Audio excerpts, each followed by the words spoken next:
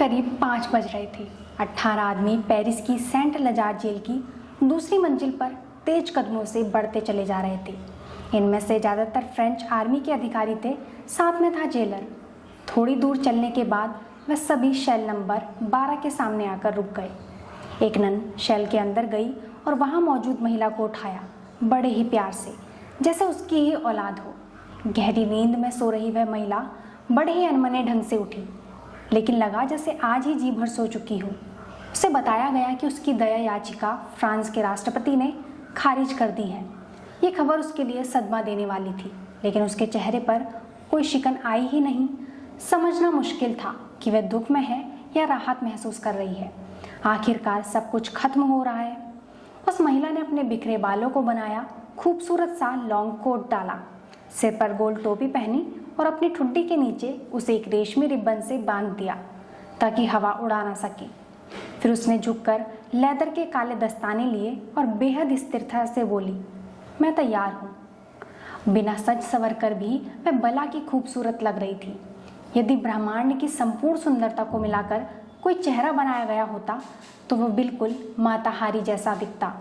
जी हाँ, इस महिला का नाम था माता हारी। मौत जिसकी राह देख रही थी। एक गाड़ी में बैठाकर माता हारी को फायरिंग दस्ते के पास ले जाया गया। वहां सैनिक पहले से ही तैयार खड़े थे। एक फ्रांसीसी लेफ्टिनेंट ने हुक्म दिया, इनकी आंखों पर पट्टी बांध दो। तभी माता हारी बोली, नहीं, मैं सब कुछ देखना चाहती हूँ। उसने अपने हाथ भी नहीं बंधवाए। लेफ्टिनेंट ने दूसरा हुक्म दिया। कई बंदूकें माता हारी की ओर तन गई और फायर सुनते ही गोलियां निकलकर उस सुंदर शरीर को चीर कर निकल गई। फिर भी माता हारी सीधी खड़ी रही। वह वैसे नहीं गिरी जैसे फिल्मों में दिखाते हैं। उसका सिर तना हुआ था, आंखें अब भी खुली हुई थी। फिर अचानक उसके घुटने मुड़े और शरीर दाहिनी ओर गिर गया। तभी एक दूसरा अधिकारी उसके शरीर के पास गया। उसने सावधानी से माता हारी के माथे के पास अपनी रिवॉल्वर रखी, ट्रिगर खींचा और गोली मार दी। फिर वह बाकी लोगों की ओर मुड़ा और गंभीर आवाज में कहा, माता हारी मर चुकी है। वह दिन था 15 अक्टूबर 1917। दुनिया अब भी पहले विश्व युद्ध की चपेट में थी। आपको बता दें कि आखिर कौन थी माता हारी, जिसे मात्र 41 साल की उम्र में ऐसी मौत मिली। कहते हैं प्रभावशाली लोग भी उसके हुस्न के आगे झुकते थे। राजनेता, कारोबारी, सैन्य अधिकारी और आर्टिस्ट उसके पास आने को तरसते। माता हारी जासूसी की दुनिया का सबसे चर्चित नाम है। वह महिला जासूस थी, साथ में गजब की स्ट्रिप डांसर भी।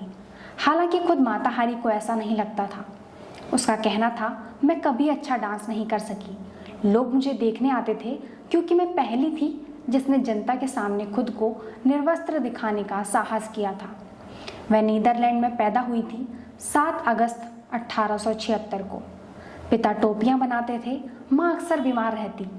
बहुत कम उम्र में ही माता हारी ने अपनी माँ को खो दिया और इसके बाद से ही उसे अपना शहर लेवार्डन से नफरत हो गई। वहाँ कुछ नया नहीं होता था, हर दिन पुराने दिन जैसा ही उबाऊ। वह तो दुनिया घूमना चाहती थी, जी भर जीना चाहती थी। एक दिन अखबार पढ़ते हुए उसकी नज़र गई एक मैट्रिमोनियल एड पर। लिखा था, इंडोनेशिया में तैनात डच आर्मी के अधिकारी रुडोल्फ मैकलॉड को शादी के लिए युवा लड़की की तलाश है। माता हारी की आंखें चमक गई। उसे लगा ये शादी उसके सपनों को पूरा करने का टिकट हो सकती है। उसने अपनी सबसे सुंदर फोटो भेज दी। उधर से जवाब आया और तीसरी मुलाकात में ही रुडोल्फ ने उसे शादी के लिए प्रपोज कर दिया। माता हारी से 21 साल बड़ा था रुडोल्फ, लेकिन वह कैप्टन था।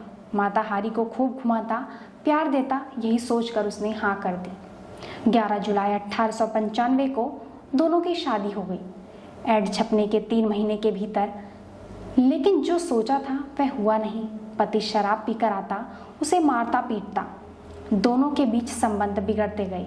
इस अपमानजनक शादी में 11 साल रहने के बाद 1906 में उसने अपने पति को तलाक दे दिया और किसी तरह फ्रांस आ गई।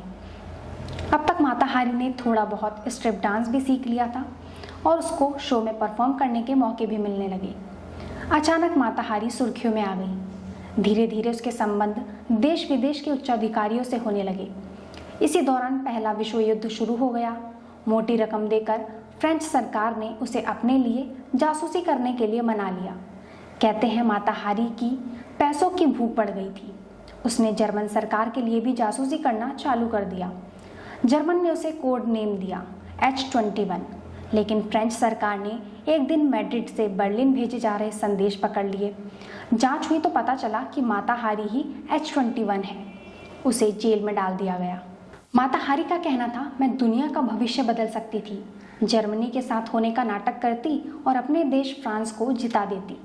खैर, फ्रांस ने तो युद्ध जीत लिया, लेकिन माता हारी हार गई। यह साबित कभी भले ना हो पाया हो कि वह डबल एजेंट थी या नहीं, लेकिन सजा उसे दी जा चुकी थी। युद्ध के समय में दुश्मन देश को गपशप देना भी गुनाह होता है। माता हारी को 50,000 लोगों की मौत का गुनहगार ठहराया गया था।